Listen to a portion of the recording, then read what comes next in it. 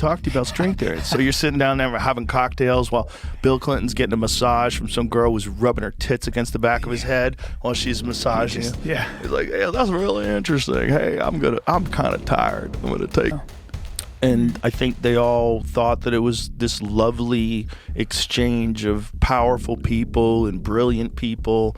And then they were just getting dirt on all of them. Guys cheating on their wives, guys, whether knowingly or unknowingly, having sex with underage girls. Everybody wants to be. Maybe some guys, that was their thing. Sure. Because it seemed like with Epstein, that was his thing. Yeah. What happens when the most listened to voice on the entire planet decides to stop playing by the rules? For years, the mainstream media has carefully tiptoed around the darkest scandal in modern history, using carefully worded legal jargon and strategic omissions to protect the global elite. But Joe Rogan just ripped the entire lid off the operation. This was not a slip of the tongue or a hot take on a fringe platform. On his massive podcast, reaching tens of millions of listeners, Rogan looked right into the camera and started naming names. Everybody wants to say he was working for the Mossad. He very well could have been.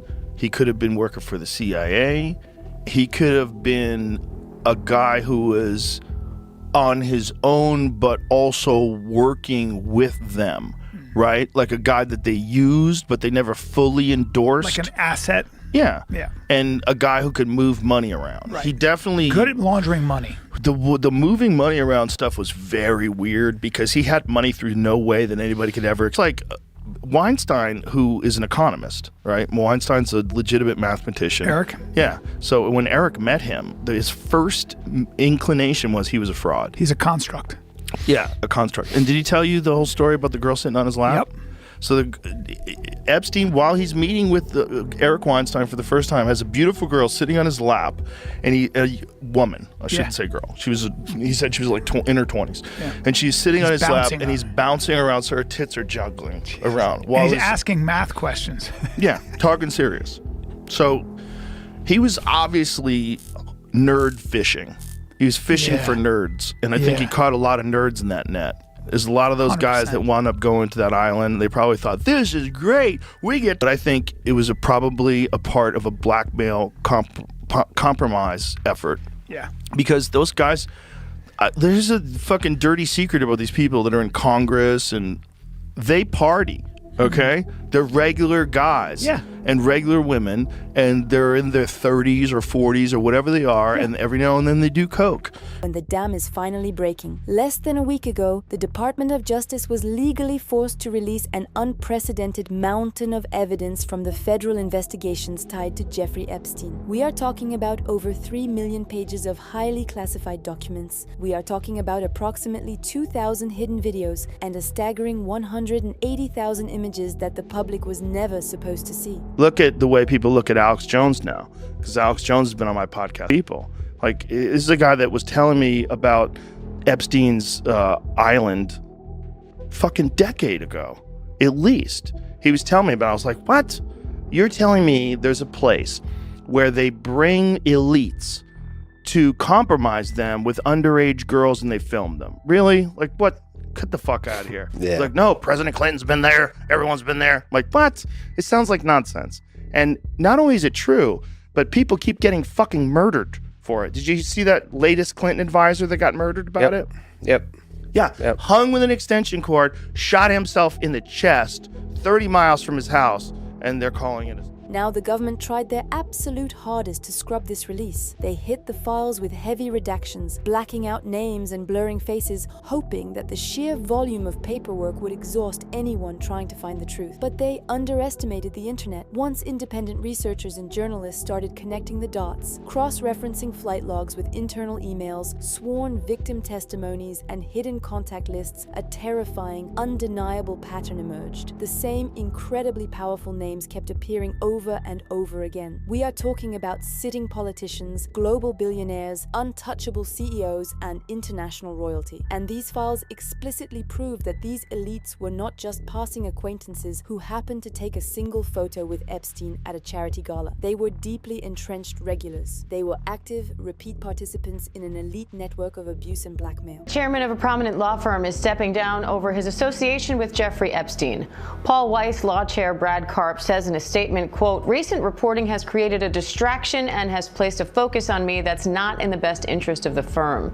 The firm says Karp will remain with the firm, just in a different role. Senior Washington reporter Will Staken is here for more. Hi, Will. So what's the latest on this growing list of prominent people facing scrutiny over the Epstein files?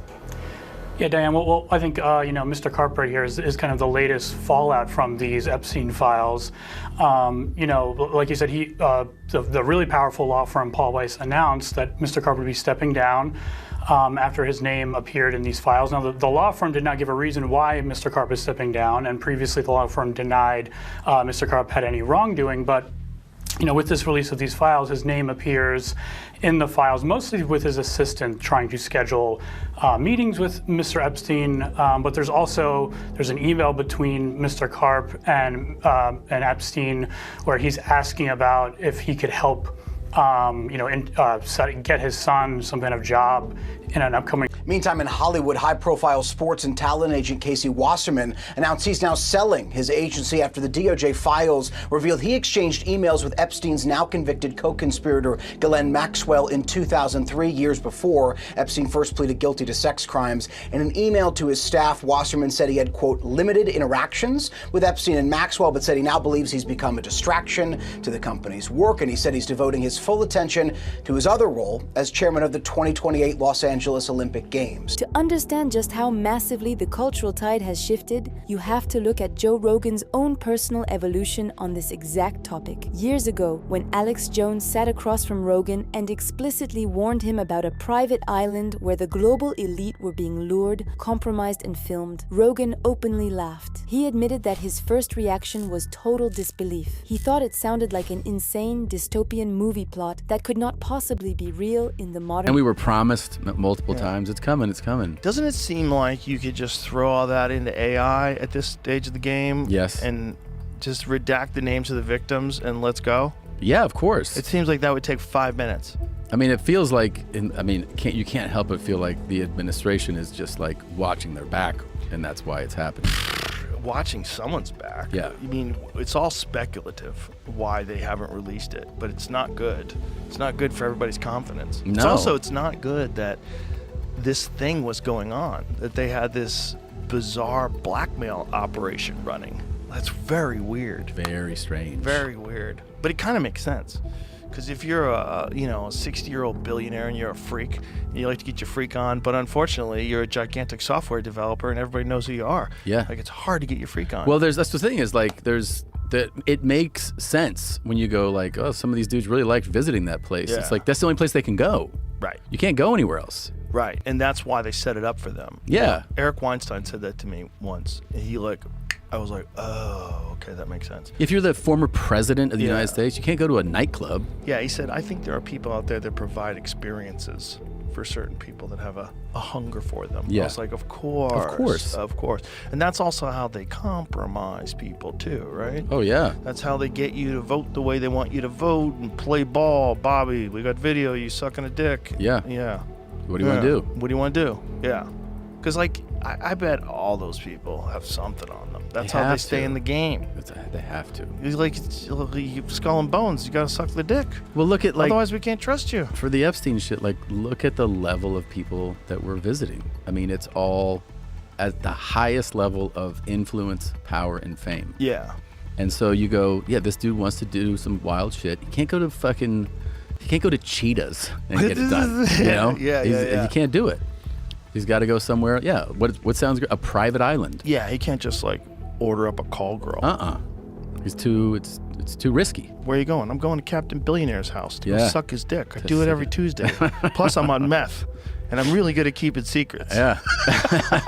These guys, it's dark. It's fucking dark. What Rogan is doing is incredibly dangerous to the establishment because he is taking what used to be quiet, behind closed doors rumors and matching them with the newly released, undeniable government receipts. For decades, whispers about these celebrities and politicians floated around Hollywood and Washington, but they were easily dismissed as tabloid garbage. Now, thanks to the massive DOJ file drop, those quiet rumors have been instantly elevated to documented facts. We are are no longer talking about anonymous sources. We are looking at concrete data. Clinton, George Clooney, Ron DeSantis, Richard Branson, Fidel Castro, Kurt Cobain, Mick Jagger, Cory Booker, Jeff Bezos, Joe and Jill Biden, Michael Cohen, James Comey, David Copperfield, Robert De Niro, Robert F. Kennedy Jr., Jared Kushner, Janis Joplin, Donald Trump, Mark Zuckerberg, Peter Thiel, Ivanka Trump, J.D. Vance, Chris Tucker, Rupert Murdoch, Gavin Newsom, Alexandria Ocasio-Cortez, Elvis Presley, Brett Ratner, Alyssa Milano, Elon Musk, Larry Nassar, Barack Obama, Tucker Carlson, Rosie O'Donnell, Bill Gates, Rudy Giuliani, Nikki Haley, Leon Black, Woody Allen, Alex Jones, Michael Jackson. Okay, so that's just a sampling of the names. This exposes the massive, glaring hole in the mainstream media's narrative. The media refuses to ask the single most important question of this entire saga. Who actually gave Jeffrey Epstein his power? You do not go from being a completely random college dropout math teacher to having unrestricted, unescorted access to the British royal family, the Saudi elite, and sitting American presidents overnight. A nobody accountant does not suddenly gain the ability to move massive amounts of dark money without someone highly powerful vouching for him and opening those doors. Epstein did not just magically stumble into these exclusive circles through sheer charm. He was intentionally, strategically placed there. Rogan openly theorized what many intelligence experts have whispered for years. Epstein was a highly protected intelligence asset, completely funded and backed by powerful state actors, specifically deployed to run a massive honeypot operation. The entire setup relied on the illusion of absolute untouchable safety. How do you convince the most paranoid, heavily guarded men on the planet to fly to a remote location and commit unspeakable crimes? You show them the guest list. You show them that Bill Clinton is there. You show them that foreign royalty is relaxing by the pool. If sitting presidents and princes are comfortable enough to let their guard down, the other elites instantly feel completely secure. They were sold the lie that this was the most exclusive, hyper-secure billionaire boys club on earth. I wanted to see who this man was,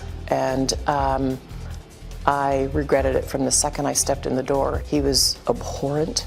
He was evil personified. I had nightmares about it afterwards. My God, I feel terrible for those young women. But the island was never built for their pleasure. It was built for the hidden cameras. It was constructed as a perfectly designed trap, a heavily surveilled, safe haven where highly recognizable, powerful men could safely indulge their darkest, most illegal appetites without the paparazzi or local police ever finding out. They could not exactly walk into a local nightclub or call an escort service in New York City. They were far too famous and exposed. The island was the only place they could go, and every Best assessment of what Epstein, who was Epstein, who was he working for? Well, I don't know, right? So I'm just guessing.